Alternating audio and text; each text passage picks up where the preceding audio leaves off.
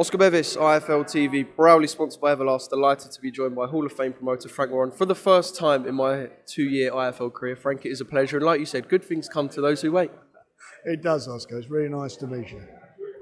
That press conference was a little bit more than I expected. We knew Sam would have something to say. Joe's normally quite quiet, but Joe had a bit to say as well. Carlos put his 2 pence in as well. It was entertaining. It was good, and he's got Joe LaGuardia, who's his promoter, he's a very well respected guy in boxing. And facts of the match is they both fancy the fight, so I think we're going to get something that's going to put everybody on the edge of their seats on Saturday.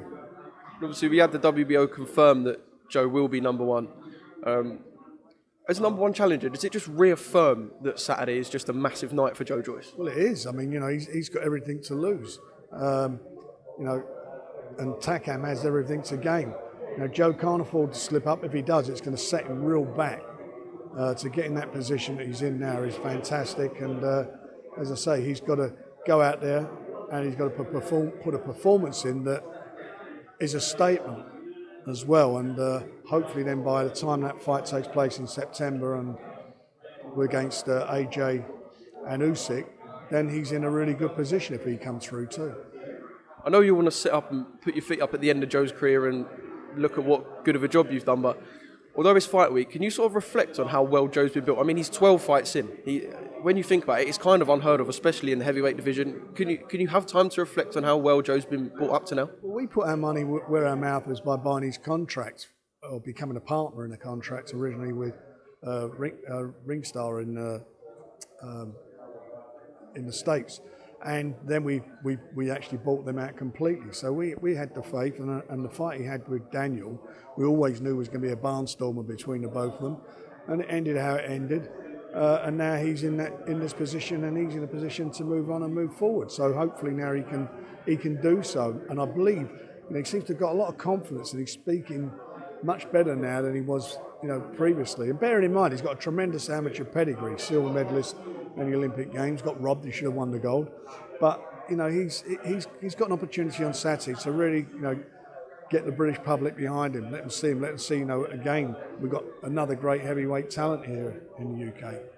I was literally about to ask, why do you think Joe sort of come out of his shell more? Because it seems to have happened just after the Daniel win. He's done press all of his life, and then he seems to have just got a new lease of life. Is it just since he's beaten Daniel, or? Well, it is. I mean, a lot of people made him an underdog going into that fight. I thought it was going to be a very close fight, it was a pick-em fight. But he went into that fight and he's come out of it with tremendous confidence. And he's had, we've worked very hard getting him some promotional opportunities. We've built him up quite a bit now and worked hard to get him into that position with the WBO. So now it's all down to him. Saturday, he's got to get in there and do the business in the ring. We can always say all these things. You can, for want of a better term, hype them and so forth. But at the end of the day, they've got to do the business in the ring. And he's got to do the business in the ring against a guy who we know comes to fight. Well, we're looking forward to that. I just want to quickly go back to Tuesday. We had the announcement of Anthony Joshua, Alexander Usyk, Tottenham Hotspur Stadium, September the 25th. Is it just nice to get an announcement out? Because it lines a little bit up closer to Wilder Fury 3 as well. And it's just nice to sort of get things rolling because we do want to see these boys in together. Well, we do. And, Tyson and AJ both have their commitments. They've got their dates from their fighting, I think, within 3 weeks of each other now. And once that's out of the way and settled, hopefully we can get to the fight everybody wants to see. In the meantime, Joe, I hope, can cement his position with the WBO so that he's in a great position by the time the two guys with the belts get it on. And then he's going to be knocking on that door. They're going to have to fight him. They're going to have to defend. Whoever's the eventual winner will have to defend against him. And I can see where this is going because I think your media team put out a picture of Joe at the Emirates. This is at the Tottenham Hotspur Stadium. I know AJ doesn't support Tottenham, but I can see where this is going, Frank. Yeah, look, I'm a massive Arsenal fan. I've been going there for your sins. For my sins. Good days and bad days for over 62 years I've been going there. So I'm a big fan, and coincidentally Joe is. So it'd be nice. So we've been nice to get a big fight on there next year. We will do a big fight at the Emirates next year. Considering your sort of ties with Tyson and with Joe, could it get a little bit messy? Because I know that especially Sam will push and want Joe in immediately if Joshua comes through. We want Fury and Joshua. Could it just get a little bit messy, perhaps from your side, because of the complications and who you have your fingers in the pies with? I think common sense will prevail on everybody. No one's going to stand in the way of that big fight. Nobody. I don't believe they will do that. And whoever's going to fight the winner of it, it's going to be a massive, massive paycheck for them and a chance to beat the winner. So I don't think anybody's going to stand in the way of that. All right, Frank, just quickly, an announcement yesterday, 6 new shows and free to air as well will be on BT's YouTube channel, where you're going to sort of push your young talent, progress them through. It's just great news for the fans that we can see them sort of develop, and great news for them that they can do it in front of our eyes. It is, and I'm really pleased. We're pleased with the commitment from BT at British professional boxing grassroots level, and as you say, it gives the fans a chance to see this. We've got some extraordinary quality young fighters, and I want the public to see them and get behind them on the early stage of their journey, so that hopefully they can follow them through. Some of these kids are going to go through and become, I do believe, will become world champions. It'd be great for them to identify with them and travel on that journey with them. Well, just a quick shout out to my mate Junaid, because you signed him yesterday and he is an absolute superstar. But we have cards nowadays where you get fights streamed on social media platforms and this and that, and we don't really get to see them. We don't get to see the young guys as much as we'd like to. So is this sort of a statement more than anything else? Yes, it is. I mean, it's come about because COVID was a big problem. A lot of fighters we've got on the books. Some of them haven't even fought because of the problems.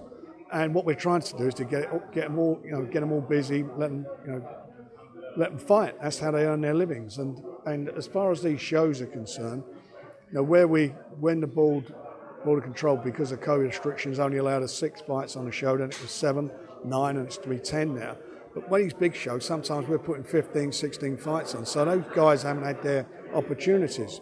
Although they'd be on at like sometimes 4 o'clock in the afternoon. Now they're going to come on more of a prime time, and people will get to see them. So I'm really delighted, and I think it's going to be a great opportunity for these young guys. A really great opportunity to sort of, as I say, show what they're capable of doing, and then moving on to the bigger shows. And just finally on this, I know we sort of expect the prospects to fight the journeyman and those sort of learning fights on those cards, but could we see perhaps prospects and prospect matches as well? Because you've done some of them in recent years, and they always seem to be the tastiest fights. They always seem to be barnstormers, those little 2-0 versus 3-0 sort of fights. Well, there may be some of them. We'll look at each event as it comes, and we're looking to look. I'm not going to be throwing young kids who've had 1 fight or 2 fights in the deep end. That's just not going to happen. That'd be wrong of me to do that. But what we will do is to get them fights that are going to be learning fights, and the main event will be main event and the other fights. They'll be pretty close fights, and they'll be attractive fights. Frank, just quickly, I want to get your thoughts on something that Coogan brought it up in an interview with Eddie the other day. So Charlo Castano, we had complaints and people thought there was injustices on the scorecards. Nothing new. I just want to get your thoughts on potentially putting officials, be it referees or judges, in front of the camera. It's something that's been discussed. I know it could be quite difficult perhaps after a big controversy, but I just want to get your thoughts on that, Frank. Look, the officials are there to judge the fights, and most of the time they get it right. Sometimes they get it wrong. It's a bit like, a penalty. How penalties used to be before they brought VAR in and so forth. Difference is in boxing, you can't stop something halfway through while you go and check it up or whatever and look at it, whether a punch scored or not. Sometimes, though, there are some bad decisions, and the particular official, if it is a bad decision, should be accountable. And I have no problem with them going back. I mean, if it's a referee, a football referee, they stop him doing premiership games. They knock him down a division. And that's what should happen in boxing. If we get because it's not good for the game, and it's certainly not good for the fans, and it actually sometimes tarnishes boxing. You talk about sort of knock them down, perhaps the smaller hall shows, then essentially. Yeah, I think you knock them back, and they got to go and show what they're good at. Listen, anybody, you can get things wrong, but sometimes some of these decisions are ridiculous. So something needs to be done about it, and that's what the in this country the Boxing Board of Control job is, and in the States and world title fights that the respective organisations, they should be on top of this as well. All right, Frank, 10 minutes in the bank. Thank you very much for speaking to IFL TV, and I look forward to Saturday. It's an absolutely banging show. Cheers, mate. Good to see you, Oscar, and we look forward to seeing you there.